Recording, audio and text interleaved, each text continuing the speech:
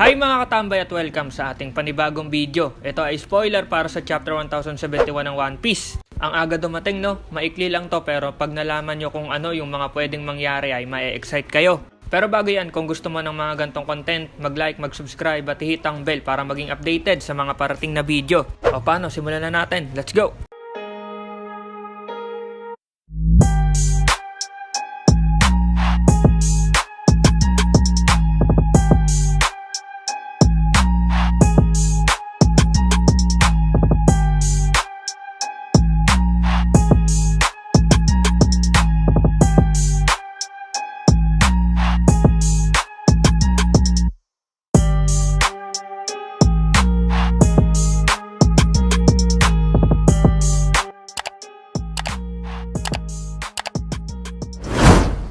Bago-bago pa lang yung spoiler kaya wala pang nailalabas na title pero mag-upload ulit ako ng full spoiler para sa inyo.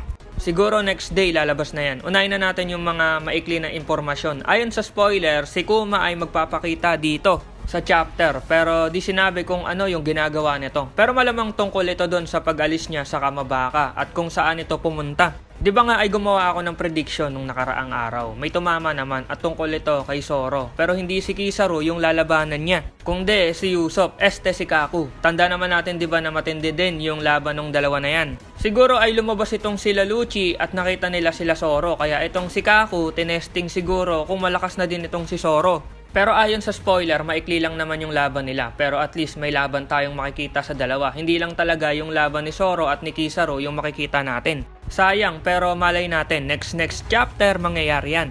Ito naman yung isa sa nagpagulat sa akin. Si Kid saka yung crew niya nasa Elbap na ngayon, naunahan pa sila Luffy. Dito na papasok yung sinasabi niya na imimit niya yung taong namarkahan ng apoy at mukhang nasa Elbap din ito. Pero sino yung bagong karakter na naman na yan? O posibleng napakita na to dati kasi di pwedeng si Saul yun kasi napuruan si Saul sa ginawa ni Kusan yelo yun. Di naman apoy kaya malamang hindi si Saul yun. Either bago o dating karakter na yung sinasabing namarkahan ng apoy. Malalaman natin yan sa parating na chapter. At ito yung main event ng spoiler. Isa din sa medyo tumama sa prediction natin na pwedeng puntahan na kwento ng parating na chapter. At ito nga yung kay Lalo at Blackbeard. Bakit nga ba mapupunta doon? Dahil nga itong si Vice Admiral Garp ay ire-rescue na itong si Kobe na di ba hawak ng Blackbeard Pirates. Dahilan nga nung pagsugod ng mga ito sa Amazon Lily. Syempre, ilang weeks nang wala si Kobe, mag-aalala talaga itong si Garp.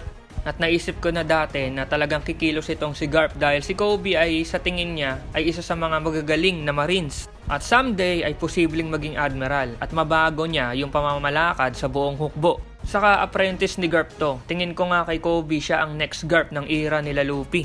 Anyway, yun nga, kumilos na si Garp para i-rescue itong si Kobe. Sino sa tingin nyo yung isasama ni Garp? Si Sengoku ba o yung buong hukbo ng sword? Pero malamang yung buong sword kasi yung mga yon nagbabalak na talaga nun na sugudin sila Blackbeard.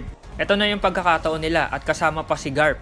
Sa tingin ko, ang senaryo dito, dadating sila Garp doon sa isla kung nasa naglalaban sila Lo at Blackbeard na mas lalong magpapahirap kay Teach kasi si Garp yung haharapin nila. Kay Lo nga lang hirap na eh. Saka maganda din yung ganon yung mangyayari. Bakit? Kasi maraming maililigtas sila Garp, hindi lang si Kobe. Maisasama din dito si Pudding at kung talagang may labanan na mangyayari na malamang meron, papalag kaya dito si Kusan. Dito malalaman kung talagang kaaway na si Kusan o spy ng sword para sa Blackbeard Pirates. Nakaka-excite yung mga mangyayari. Ang daming mailalabas na impormasyon sa parating na chapter. Kaya abangan nyo yan. Saka nga pala magpo-post ulit ako kung may full spoiler pa na dadating. Kaya abangan nyo din yon.